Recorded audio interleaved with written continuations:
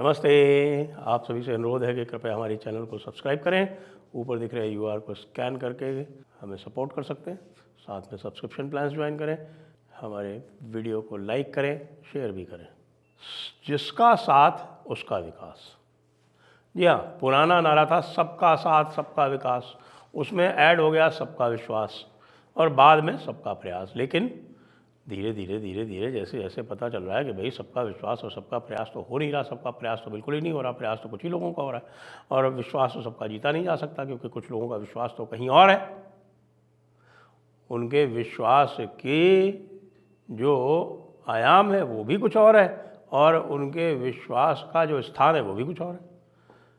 तो अब कॉल आने लगी जगह जगह से। आपने देखा सबसे पहले जो है वो शुभेंदु अधिकारी की कॉल आई कि भैया जिसका साथ उसका विकास, और कॉल आ गई आपने देखा असम से सीधे सीधे हमारे हिमंत विश्व शर्मा जी ने क्या किया है। हिमंत विश्व शर्मा जी ने, आपको पता है, मदरसे तो पहले ही बंद करा रखे थे। मदरसे बंद कराने के साथ साथ अब एक काम उन्होंने और बड़ा ज़ोरदार कर दिया है। उन्होंने जो मुस्लिम मैरिज रजिस्ट्रेशन जो एक्ट हुआ करता था असम का, और वो एक्ट कौन लाया था आपको पता है? वो एक्ट लाए थे मिस्टर सदाउल्ला। सदाउल्ला कौन थे?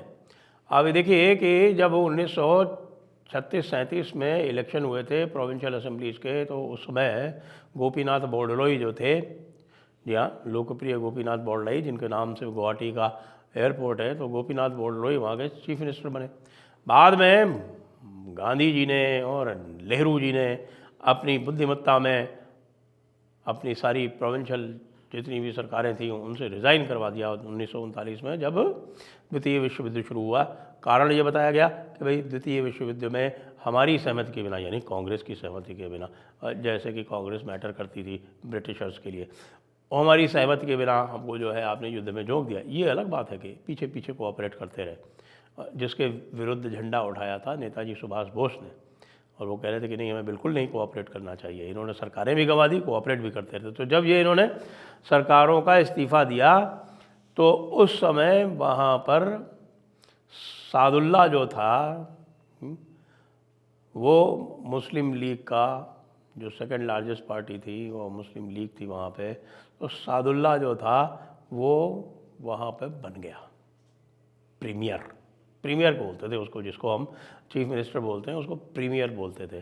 तो इन महानुभावों ने अपनी मूर्खता में असम का जो सारा का सारा आप देखते हैं ना, वो इमिग्रेशन वाला धंधा और इलीगल इमिग्रेशन और जितना भी सारी प्रॉब्लम्स आज आप देख रही हैं ना, उसका सूत्रपात कांग्रेस ने उस समय अपनी सरकारें रिज़ाइन करके किया, जिससे कि सादुल्ला जो था वो बन गया वहाँ का प्रीमियर। और सादुल्ला ने ये सारे अलग अलग तरह के बिल और एक्ट और बनवाए, जिनमें से एक ये एक्ट ये भी था Muslim registration bill, Muslim marriage registration bill. तो ये मुस्लिम मैरिज रजिस्ट्रेशन एक्ट बन गया था, उसको जो है वो रिपील करने का निर्णय कल कैबिनेट की मीटिंग में ले लिया गया। अब इससे क्या होगा असम में? इससे ये होगा कि भाई सबसे पहले तो जो 15 साल से कम या 18 साल से कम और 15 साल वाली जो शादियां थीं वो अब रजिस्टर नहीं हो सकेंगी और वो हो जाएंगी इलीगल, क्योंकि उनके ऊपर चाइल्ड मैरिज रिस्ट्रेंट एक्ट 2004 है शायद। पहले तो राजा शारदा का हुआ करता था, शारदा एक्ट जिसको बोलते थे, चाइल्ड मैरिज प्रोहिबिशन एक्ट, वो 1927 का था, लेकिन उसको बदल के नया एक्ट ले आया गया था। वो पूरी तरह से लागू हो जाएगा और पॉक्सो भी पूरी तरह से लागू हो जाएगा। जो भी एक्सेप्शंस मिला करते थे मुस्लिम पर्सनल लॉ में वो अब नहीं मिलेंगे। ये एक समस्या आ जाएगी भाईजान लोगों के लिए, और भाईजान लोगों के लिए वो भी कह दिया है कि भाई ये अपनी डेमोग्राफी बढ़ा रहे हैं। डेमोग्राफी क्यों बढ़ती है? यदि आप कम उम्र में बच्चियों की शादी कर देंगे तो निश्चित रूप से जो उनकी फर्टिलिटी एज है उसका स्पैन बढ़ जाएगा और वे अधिक बच्चे पैदा करेंगी।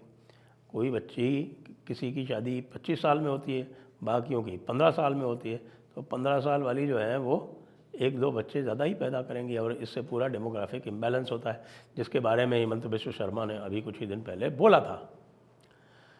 तो ये असम में मदरसे वो पहले ही बंद कर चुके हैं, आपको पता ही है। अब इधर उत्तर प्रदेश में और मामला जो है वो गर्मा गया है, क्योंकि उत्तर प्रदेश में तो योगी जी पूरी तरह से जिसका साथ उसका विकास पे उतर आए हैं। और उन्होंने कांवड़ यात्रा में एक पुराना एक्ट हुआ करता था, देखिए 2006 में एक्ट बनाया था, food safety and standards act 2006, ये केंद्र सरकार का बनाया हुआ है। अब योगी जी ने आदेश दिया कि भाई कांवड़ यात्रा के रूट में जो है इसको लागू किया जाए। तो पता चला कि तरह तरह के पंचर पुत्र, हमारे हज़रत ओवैसी और देवबंद वाले और बरेलवी वाले और तरह तरह के जितने भी थे वो कूद के आ गए। अरे हमको नाम बताने को कह रहे हैं, नाम नहीं बताने को कहेंगे क्या? कहीं भी जाते हो नाम नहीं बताते हैं क्या? क्या ट्रेन का टिकट बिना नाम बताए ले सकते हो? क्या हवाई जहाज़ में बिना नाम बताए ट्रैवल कर सकते हो? क्या किसी दुकान पे जाके जब बिल मांगते हो तो बिना नाम के कोई तुमको बिल दे देगा? किसी पुलिस कर्मचारी या कांस्टेबल को किसी को देखा है बिना नेम प्लेट के?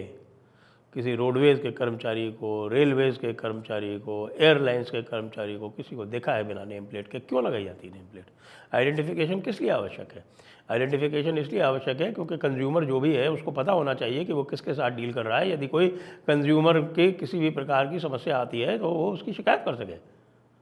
आजकल कंज्यूमर प्रोटेक्शन एक्ट लागू है। कंज्यूमर प्रोटेक्शन एक्ट में सबसे अधिक महत्वपूर्ण यह है कि कंज्यूमर को जिससे वे सामान ले रहा है उसका नाम पता जानना आवश्यक है। अब ये फूड सेफ्टी स्टैंडर्ड्स एक्ट में प्रावधान है, फूड सेफ्टी स्टैंडर्ड्स एक्ट में प्रावधान है कि भाई रूल्स बनेंगे और रेगुलेशंस बनेंगे। रूल्स बनाए उत्तर प्रदेश सरकार ने और रेगुलेशंस बनाए फूड सेफ्टी अथॉरिटी, जो कि सेंट्रल बॉडी है फूड सेफ्टी स्टैंडर्ड्स एक्ट के अंतर्गत बनी हुई है। एक ने रूल्स बनाए, एक ने रेगुलेशंस बनाए। उन रेगुलेशंस में साफ साफ लिखा हुआ है कि लाइसेंस की कंडीशंस क्या होंगी।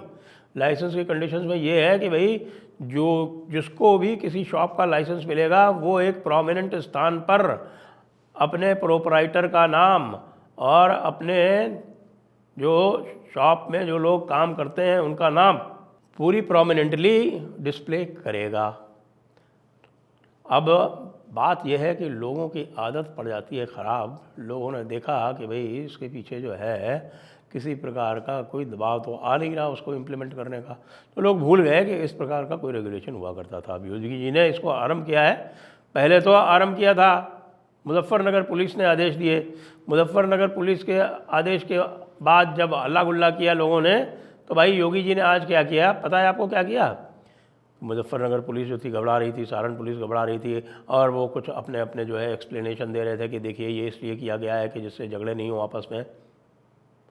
योगी जी ने आज इसको पूरे प्रदेश में लागू करने का ऐलान कर दिया, घोषणा कर दी।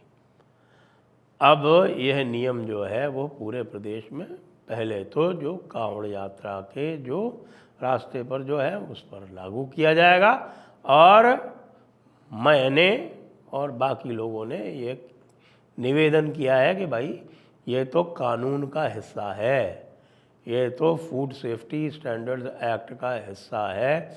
इसको लगातार न केवल उत्तर प्रदेश में अपितु पूरे भारत में इसको सख्ती से, कठोरता से लागू करने का आदेश दिया जाए। सारे डिस्ट्रिक्ट मजिस्ट्रेट्स को, सारे पुलिस ऑफिसर्स को, एसपीज़ को, कमिश्नर्स को, सबको ये आदेश होना चाहिए कि ये फूड सेफ्टी और स्टैंडर्ड का मामला है। वैसे भी इसको सुप्रीम कोर्ट भी बहुत गंभीरता से लेता है, इसलिए इसे पूरे प्रदेश में ही नहीं पूरे देश में लागू किया जाए। लेकिन योगी जी ने तो कह दिया भाई विकास तो उन्हीं का होगा जो हमारा साथ देते हैं।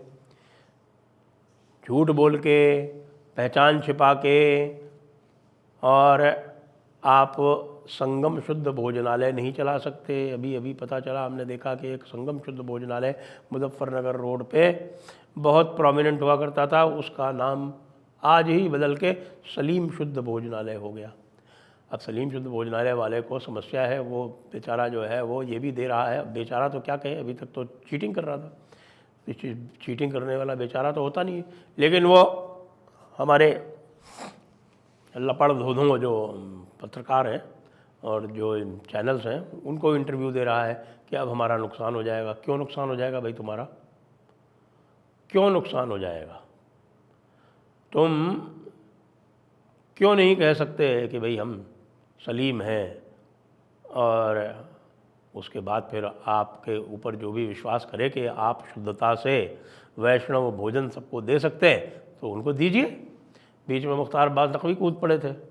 अरे इससे अस्पष्टता हो जाएगी, ये हमारी ये जो है ना, ये सस्ती शेरवानी, ये भी अरे मूर्खों, पंचर वाले जुबैर, ओवैसी, नकवी, आरफा, सबा, राणा, सायमा, सब सुन लो। एक यह आदेश जो है वो सभी के ऊपर लागू है, इसमें किसी भी प्रकार का भेदभाव नहीं है। सलीम है तो वो अपना नाम बताएं, और पांडे हैं तो वो अपना नाम बताएं, और लल्लू हैं तो वो अपना नाम लिखें, पिल्लू है तो अपना नाम लिखें। सब लोग अपना अपना नाम लिखें, एक बात।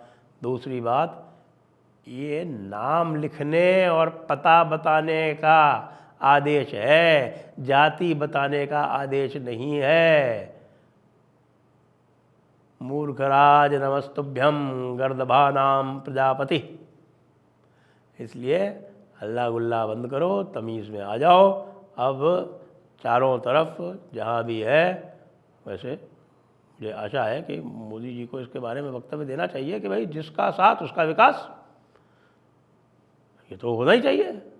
अब इस तरह से ना कहिए तो फिर आप कहते रहिए कि हाँ भाई विकास होगा, विकास होगा, हाँ विकास भी आएंगे, और जो भी उपयुक्त होगा और जो भी एलिजिबल होगा उसका विकास होगा।